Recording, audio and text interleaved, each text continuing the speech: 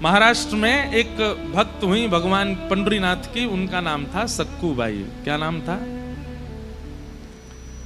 सक्कूबाई का जन्म हुआ था एक भक्त परिवार में, लेकिन विवाह हुआ घोर नास्तिक परिवार। एक तो नास्तिक और ऊपर से सक्कूबाई के ऊपर गाली देने वाले, मारने वाले, पीटने वाले, रोक टोक करने वाले, दुनिया भर का बुरा भला कहने वाले, ऐसे परिवार में सक्कूबाई का ब्याह हुआ।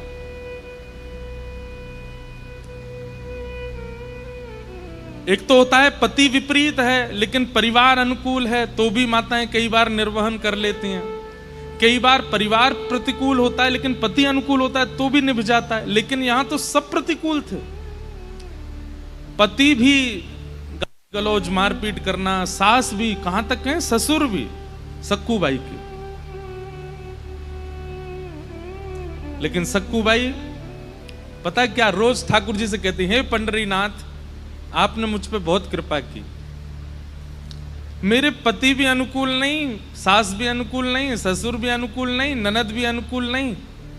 आपने सबको प्रतिकूल बनाया ताकि सबके बट का जो प्रेम है वो आपसे ही हो सके और इनसे कभी ना हो सके, इसलिए आपने किसी को अनुकूल नहीं बनाया। पति अनुकूल होता तो शायद थोड़ा प्रेम इससे भी हो जाता, सास अनुकूल होती तो थोड़ा इससे भी हो जाता, लेकिन आपने सबको प्रतिकूल बना दिया, तो इनको भी जो प्रेम मुझे देना था वो भी मैं आपको ही दूंगी।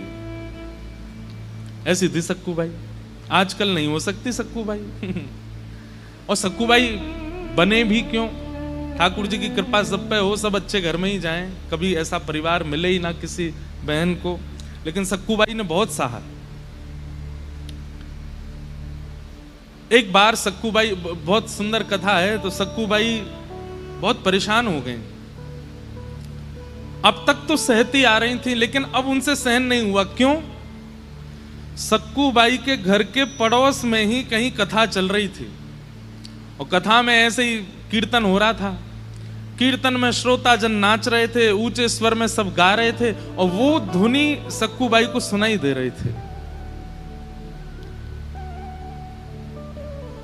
बंधुओं, जैसे एक भोजन का प्रेमी व्यक्ति अगर भोजन की सुगंधी ले ले तो रोक नहीं पाता स्वयं को। कामी व्यक्ति यदि सुंदरता देख ले तो रोक नहीं पाता। क्रोधी व्यक्ति, उसके सामने कोई गलती हो जाए तो अपने क्रोध को रोक नहीं पाता। ऐसे ही भक्त होता है, वो जब किसी वैष्णव चिन्ह या वैष्णव स्वर को सुनता है ना, वो स्वयं को रोक नहीं पाता।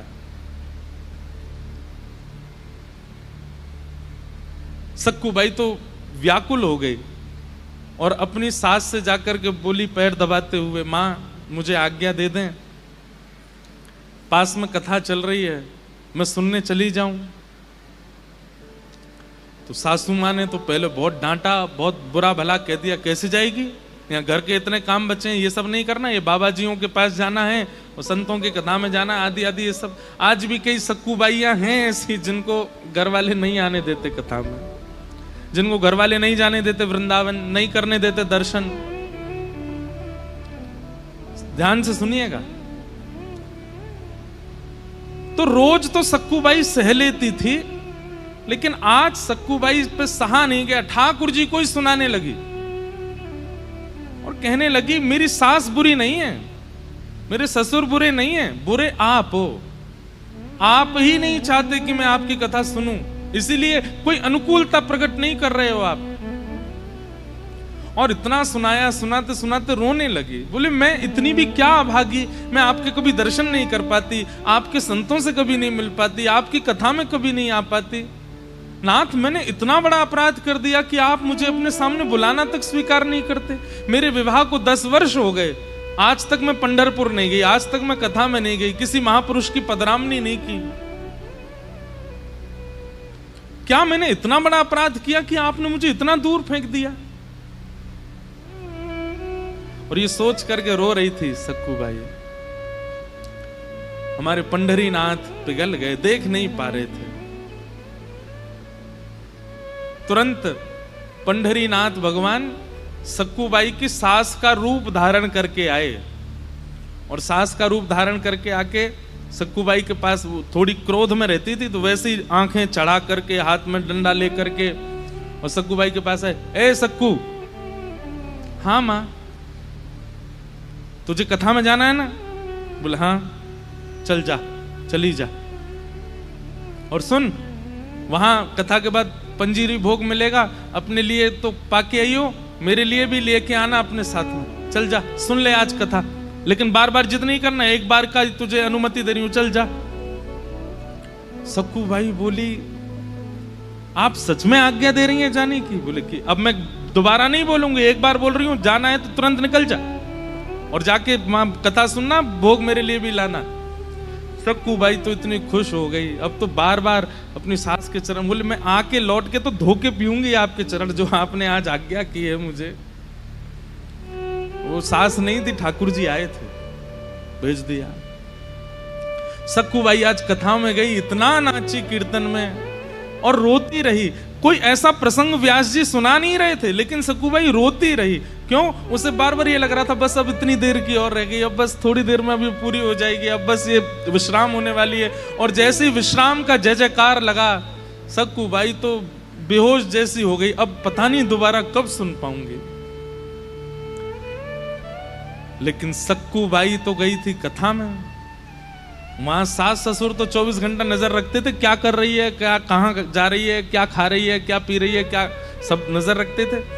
तो सास का रूप धारण करके तो सक्कू बाई को भेज दिया कथा में, और सक्कू बाई के जाते ही ठाकुर जी सक्कू बाई बन गए और घर में सारी सेवा करने लगे। बर्तन मांज रहे हैं ठाकुर जी, कपड़े धो रहे, धो करके बढ़िया उनको गई बना बना के धर रहे हैं। वाह, ठाकुर जी सेवा कर रहे हैं, आप ताली बजा रहे हो, बर्तन धो रहे हैं, झाड़ू लगा रहे हैं।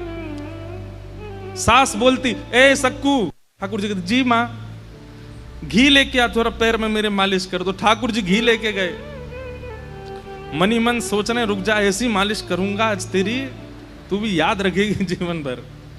ठाकुर जी के चरण में हाथ स्पर्श होते ही उसको तो आहा, आज तो सक्कू तेरे हाथ में बड़ा आनंद आ रहा है।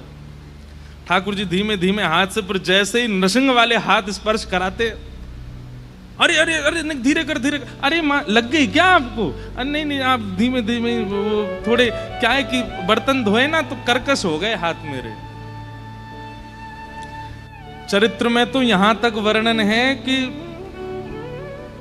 जैसे सक्कू बाई को गालियां देती थी, जैसे सक्कू बाई को कभी बाल खींच लेती थी, ऐसे ठाकुर जी के भी करे उन्होंने, गाली दी, ठाकुर जी के भी बाल खींचे, और ठाकुर जी सब सहते रहे।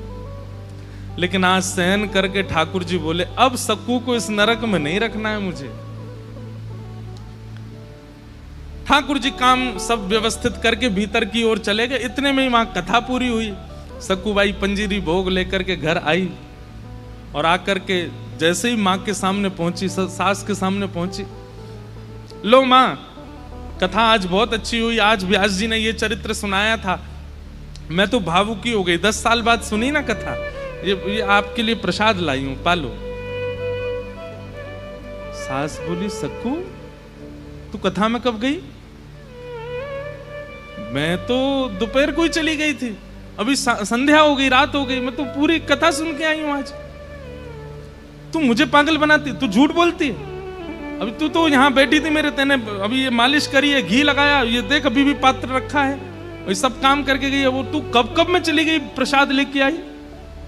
सक्कू बाई बोली, मैं तो थी ही नहीं यहाँ पे, आपने ही तो बोला था कि जाओ कथा सुन करके आओ।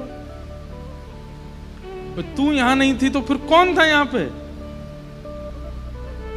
यहां सास घबरा गई, वो ससुर जी की भी कोई सेवा करे आए थे ठाकुर जी, पति की भी सेवा करे आए थे, सबके साथ में कुछ कुछ करे आए थे ठाकुर जी। सब आ करके बोले, अरे सक्कू तूने तो हमें भोजन बना के दिया। पति बोला, तुमने मेरे कपड़े निकाल करके दिए थे। सक्कू बोली, मैंने कुछ नहीं किया, मैं तो कथा सुन के आई हूं। सक्कू बाई समझ गई, जिस प्रकार घर व्यवस्थित है, जिस प्रकार वर्तन व्यवस्थित है, और जिस प्रकार की सेवा हुई है, इसका मतलब कि मेरा रूप धारण करके कोई और यहां था, और वो कोई और नहीं हो सकते हैं, वो मेरे पंढरीनाथ ही थे। व्याकुल हृदय से रोने लगी सक्कू बाई कि नाथ, मेरे लिए, मेरे वजह से आपने इतनी सेवा की, इतना सब कुछ किया। जब इतनी सेवा आके कर सकते हो तो इन लोगों की मति क्यों नहीं बदल देते हो? इन लोगों की बुद्धि क्यों नहीं ठीक कर देते हो?